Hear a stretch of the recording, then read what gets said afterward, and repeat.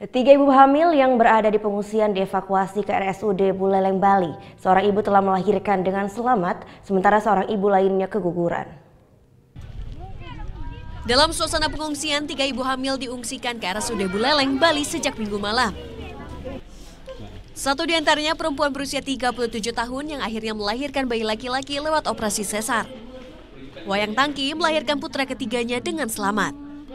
Sementara dua ibu lainnya masih jalani operasi melahirkan. Nanti kita koordinasikan dengan Dinas Kesehatan.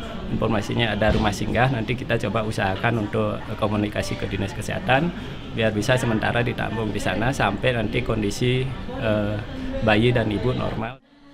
Sementara itu pasangan suami istri Kadek Witama dan Lusekar Dwi Payanti justru harus merelakan anaknya meninggal di dalam kandungan. Diduga stres dan panik, jadi pemicu gugurnya kandungan berusia 5 bulan tersebut. 3 hari. 3 hari? Pindah-pindah atau gimana? Kadang-kadang pindah gitu. Udah berapa kali dipindah sama istri dalam hamil begini? Kayaknya 2 kali ya. Jangan.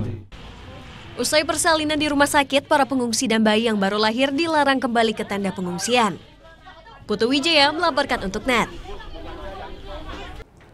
Thank you. Udah selesai nonton beritanya?